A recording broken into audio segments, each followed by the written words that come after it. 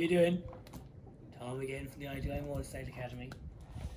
It's a cracking evening and the light is pretty good, so I just done a little video on how to make steering inputs and stuff. So I thought, well, actually, I have done this before. So I thought, well, got this brand new Triumph, so I might as well to put it on the ground and see if this one operates the same way the last one did. So one of the things that comes up when we're doing some of the courses, like the one I was doing today, I've done a knee-down course this afternoon, the Machine Control 3. Now part of the benefit, part of the issue that people are doing the course for, the reason the one answers is, there's a lot of concern as to what's happening when you lean a bike over, as far as it'll go. Even defining that, first of all, a bike will go over a long way until you come across like stuff like the pegs being on the ground. Now the exhaust is getting pretty close, engine case getting pretty close, so at the minute, I'm not sure whether you can see this, I might actually bring it closer.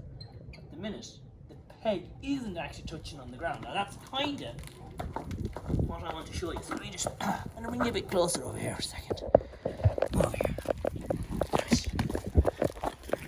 Look at what's happening in there now. Now, look at that. Lovely. So, see this peg? I can nearly get my finger underneath it. I have to refocus this thing. Oh, look at this. Now, we're going a bit closer. Look at that. Now, perfect. So, let me just get this bit of stuff here. Just so that you can see what I'm doing. There you go.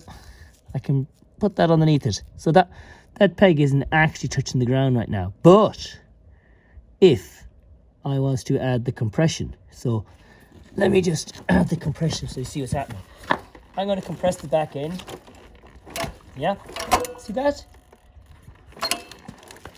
So when you compress the back end, like it would be in a bench, what you end up doing is you end up seeing why grip isn't a problem and why clearance actually is. So let me just set this out again here now. Get the camera voice out a bit more maybe. Now, I'm going to show you how I was getting that peg to touch, okay? I was actually pushing on the back like this. You know? Hard. Now, whilst I can compress this down on the ground, what I can't do is get the tire to slide out. Now, just ask yourself, what's the biggest problem then? So, as I add compression, I'm getting more grip. So grip isn't the problem. But the fact that I'm running out of clearance, when the cornering forces are compressing the bike and suspension, that's helping with your contact patch. Contact patch is sound, but it's taking away your clearance. And the problem is, can you even see the front wheel there? Oh, you can. Okay. I'll just turn it a bit more. Lovely. And then zoom it in. Okay. Lovely. I'll just turn it a bit more. Perfect. Now I do get a lot of hassle about these videos and the quality, but I'm doing me best. Don't be criticising everything I'm doing, or I'll stop doing them. If I try and lean the bike over further, see what happens to the front wheel. Bye bye.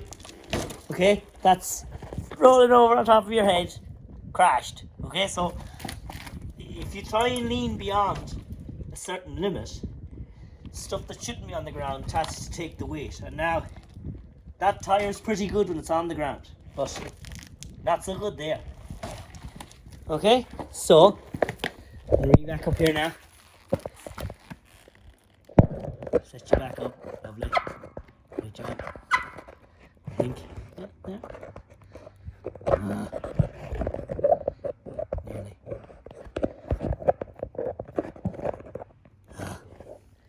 There'll do. Okay, there's one. Okay.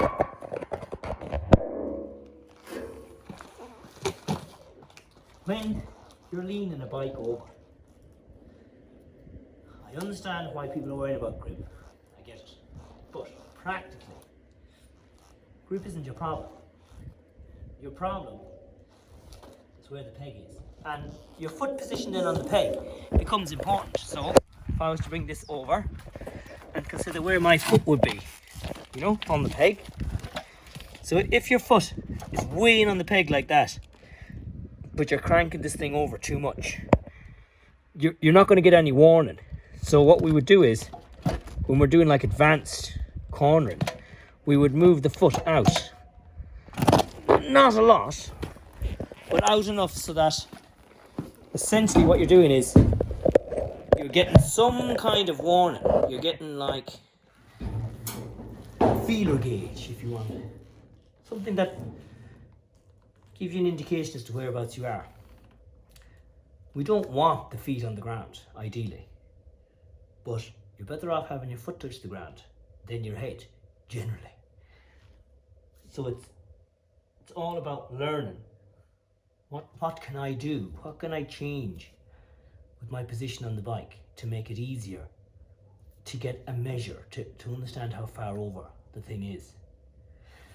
And after that, it's about making sure that the bit you want to touch down, not your foot, but your knee would be better, is in a position where it's going to give you the right type of warning at the right type of time.